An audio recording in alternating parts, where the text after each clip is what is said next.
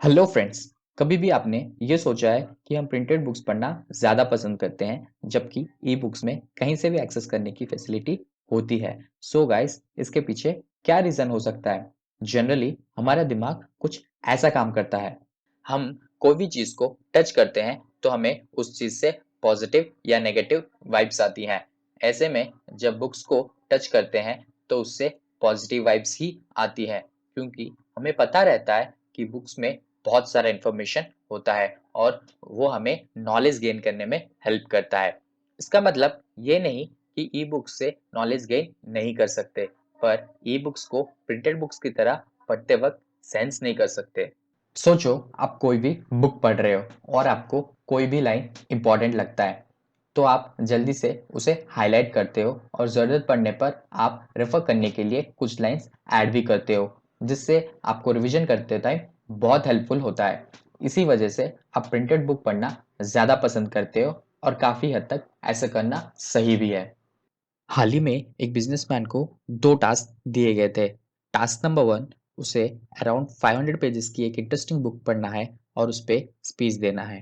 Task number two, उसे around 5000 pages की एक इंटरेस्टिंग बुक पढ़ना है और उस पे स्पीच देना है। बिजनेसमैन बड़ी आसानी से टास्क नंबर वन को कंप्लीट कर देता है, पर टास्क नंबर टू में बुरी तरीके से फेल हो जाता है। यहाँ वो बिजनेसमैन, चाहे उसका शेड्यूल जितना भी टाइट होता था, वो टास्क नंबर वन को कंप्लीट करने के लिए उस किताब को लेके ही ट्रैवल करता था और जब भी उसे टाइम मिलता था वो उस बुक को पढ़ता था और इसी तरह वो स्पीच देने में भी सक्सेसफुल था। पर वो 5000 पेजेस की बुक को लेके ट्रैवल नहीं कर पाता था और वो बुक उसके घर पे ही पड़ी रहती थी।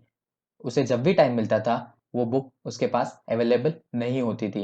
इसी वजह से धीरे-धीरे से उसका बुक पे इंटरेस्ट खो दिया और जिसका रिजल्ट स्पीच देने में भी फेल हो गया। यहाँ बात पेजेस की नहीं है, पर बुक्स को एक्सेस करने की है, कभी भी और कहीं पे भी। सोचो गाइस, उसके पास ई बुक होता तो वो कितनी आसानी से उसको पढ़ के स्पीच सुनाता और सेकंड वाले टास्क में भी सक्सेसफुल होता। फ्रेंड्स, क्या आपको पता है, बस इंडिया में ही एक साल के अंदर 3.5 बिलियन से लेके 7 बिलियन तक पेड़ काटे जाते हैं पेपर बनाने के लिए। हमारा सिचुएशन कुछ ऐसा हो गया है कि हम पेड़ों को काट के बनाए हुए पेपर में ही पढ़ते हैं कि पेड़ काटना कितना हानिकारक होता है। सोचो, अगर आप ई बुक्स यूज करते हो तो आप कितने पेड़ बचा सकते हो और आने वाले जनरेशन को भी एक अच्छी लाइफ दे सकते हो। अगर आप अभी यही सोच रहे हो कि आपको ई बुक्स यूज करना चाहिए, तो मैं आपको कुछ ऐसे एप्लीकेशंस के बारे में बताऊंगा जो आपको ई बुक्स यूज करने का बेस्ट फील देता हो। नंबर वन पे आता है किंडल ऐप, नंबर टू पे आता है गूगल प्ले बुक्स और नंबर थ्री पे आता है जोडो पीडीएफ रीडर। फ्रेंड्स, मेरी एक छोटी सी कोशिश थी कि हम किस तरह ई बुक्स को यूज करके पेड़ों को बचा सकते हैं, जो हमें सर्वाइव करने के लिए बहुत इंपॉर्टेंट होता है। लाइक कीजिए अगर मेरा वीडियो आपको यूजफुल लगा तो। कमेंट करके मुझे ये बताइए कि हम और कौन से मेथड्स अपने लाइफ में अप्लाई कर सकते हैं जिनसे ट्रीज को बचाया सकता है। सब्सक्राइब करना मत भूलिए अगर आप मेरे वीडियोस मिस करना नहीं चाहते।